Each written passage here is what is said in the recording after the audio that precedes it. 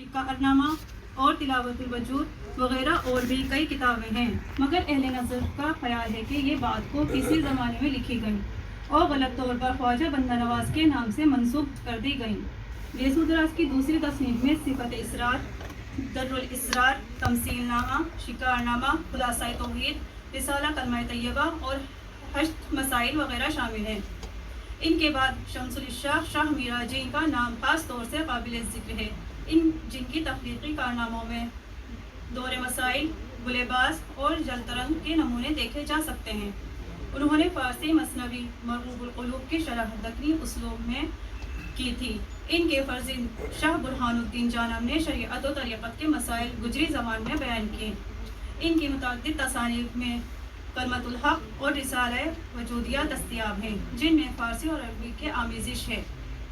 مذہبی نثر کی روایت میں شاہ میراجی حسین خدانما کے رسائل، شرح تمہیدات ہمدانی، چہار وجود اور رسالہ قریبہ کو بہت اہمیت حاصل ہے۔ امیر الدین اعلیٰ جو میراجی کے خاندان کے تیسرے بزرگ گزرے ہیں، انہوں نے کلمۃ الاسرار، گفتار حضرت امین اور وجودیہ جیسی کتابوں میں اخلاق و تصوف کی شرح و توضیح کی ہے۔ میراجی یعقوب نے شمائل الاتقیاء کا لفظی ترجمہ ہندی میں کر کے ایک خود مختار صنف کا نمونہ پیش کیا ہے۔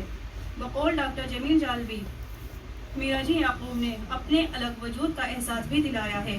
نمونہ کلام ملاحظہ ہو: جھوٹ کیوں ہے چوں چودھویں رات کا چاند، جوں جوں دن جاتے تیوں تو کم ہوتا اور بھی جوں پہلا چاند ہے، روز روز روشن ہوتا ہے۔ بہرحال یہ بات یقینی ہے کہ بیجاپور کو ایک بزرگ میراجی شمس الاشراق نے اپنے تبلیغی کام کا مرکز بنایا۔ اپنے مرشد کمال بیابانی کی ہدایت پر انہوں نے اپنے تبلیغی افکار کو بول چال کی زبان یعنی اردو میں قلم بند کیا۔ وہ خود اپنی زبان کو ہندی کہتے ہیں۔ مختصر کتابیں ان سے منسوب ہیں۔ ان میں سب سے اہم مرغوب القلوب ہے۔ میراجی نے جو سلسلہ شروع کیا تھا اسے ان کے بیٹے برہان الدین جانب نے جاری رکھا۔ وہ اپنی زبان کو کہیں گجری اور کہیں ہندی کہتے ہیں۔ ان کے بیٹے خلیفہ امین الدین اعلیٰ نے تبلیغ کے اپنے خاندانی انداز کو جاری رکھا۔ اس خاندان سے عقیدت رکھنے والوں نے ان سے بھرپور تعاون کیا۔ جنوبی ہند میں مختلف مقامات پر خانقاہیں قائم ہوئیں۔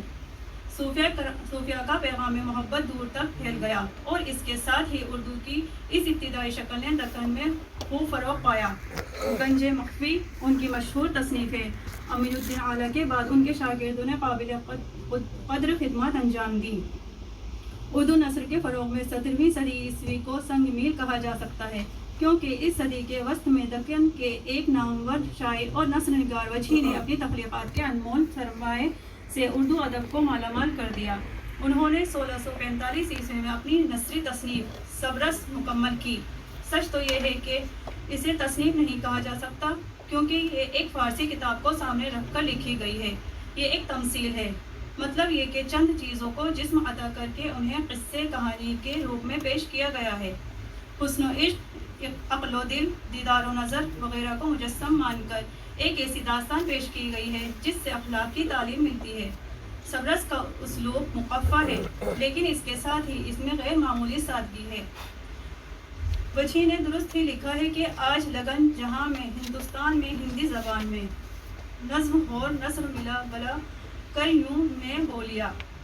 غرض مواد اور اسلوب دونوں کے اعتبار سے ملا وجیح کی سبرس قدیم اردو نثر کا شاہکار ہے۔ دکن میں سبرس کے بعد بھی نثری تصانیف کا سلسلہ جاری رہا۔ مذہب تصوف کے علاوہ دیگر موضوعات پر بھی چھوٹی چھوٹی کتابیں لکھی گئیں۔ پنچ تنتر اور ہنوپدیش کی کہانیوں کو طوطی نامہ کے نام سے پیش کیا گیا۔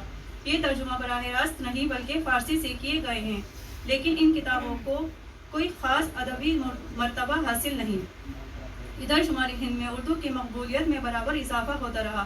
بول چال کی زبان کے طور پر تو اس نے ایسا مقام حاصل کر لیا کہ کوئی اور زبان اس کے مقابل نہ رہی، لیکن اہل قلم فارسی زبان میں لکھنے کو ہی باعث افتخار سمجھتے رہے۔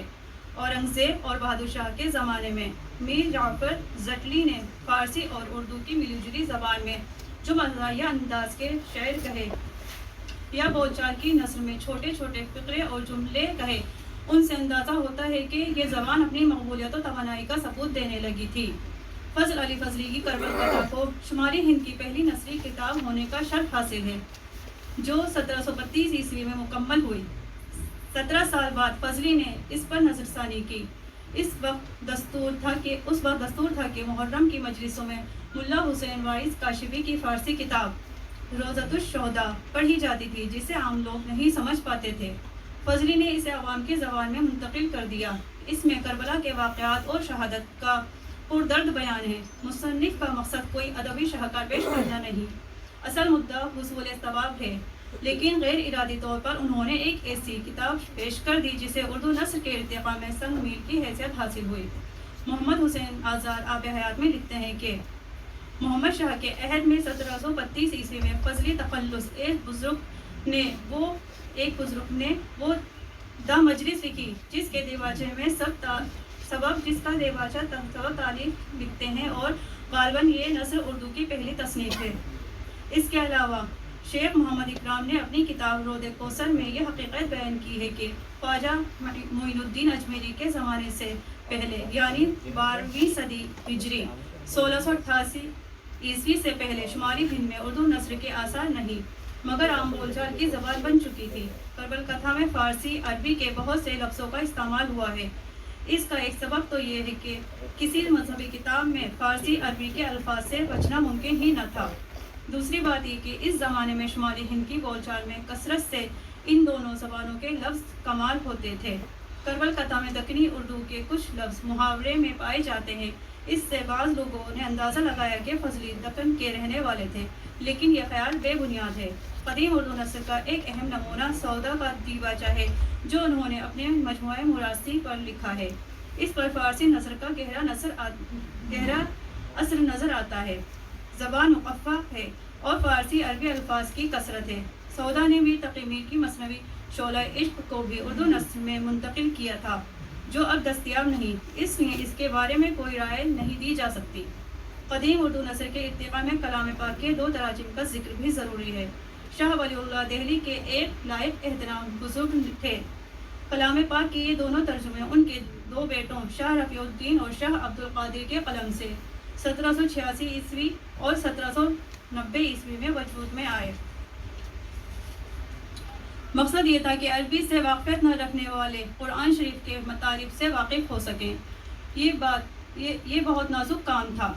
مطلب مترجمین کی ساری توجہ اس پر رہی کہ مطلب بالکل صحیح ادا ہو، اس لیے ترجمے کی روانی کا خیال نہیں رکھا جا سکا۔ آگے چل کر ایسے ترجمے بھی ہوئے جن کی ادبی حیثیت مسلم ہے، لیکن اردو نثر کے ارتقاء میں متذکرہ والا دونوں ترجموں کو نظر انداز نہیں کیا جا سکتا۔ اردو نثر کی ترقی میں صوبہ بہار نے بھی قابل ذکر خدمات انجام دیں۔ زمانہ قدیم سے لے کر عہد حاضر تک اردو زبان اس خطہ ہند کے احسان سے گراں بار ہے کہ یہاں تسلسل کے ساتھ اردو شعر و ادب کی خدمات کی جاتی رہیں۔ 17ویں صدی سے ہی یہاں اردو نثر و نظم کے نمونے ملنے شروع ہو جاتے ہیں۔ ابتدائی تخلیقات زیادہ تر مذہبی نوعیت کی ہیں۔ ان میں شاہ عماد کا نثری رسالہ سیدھا رستہ، ظہور کا رسالہ نماز اور محمد اسحاق کا رسالہ ماتیہ خاص طور پر اہم ہیں۔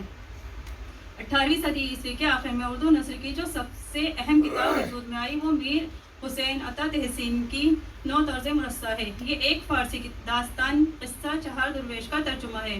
تحسین بہت سی فارسی کتابوں کے مصنف ہیں، مگر جس کارنامے نے انہیں زندہ جاوید بنا دیا وہ 9 طرز مرصع ہے۔ اس کا اسلوب رنگین اور مقفع ہے۔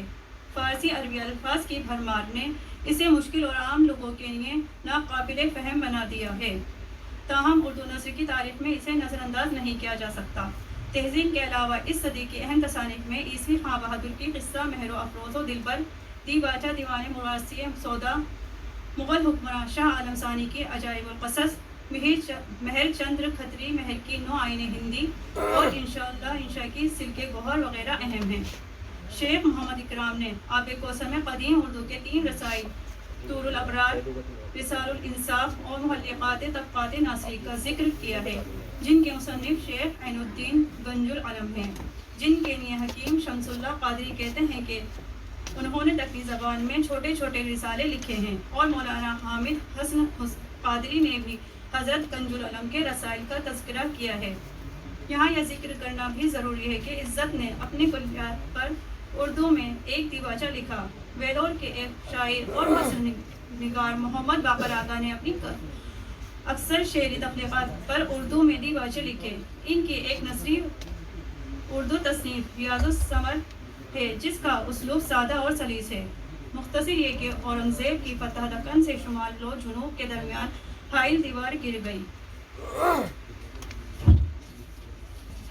اور زبان میں یکسانیت اور ہمواری پیدا ہونے لگی۔ اردو زبان کی ترقی کے لیے راستہ ہموار ہوا۔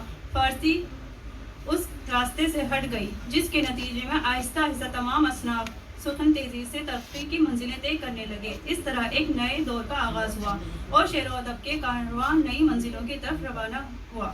یہ ہے 18ویں صدی عیسوی کی اردو نثر کی ارتقاء کی مختصر کہانی۔ شکریہ۔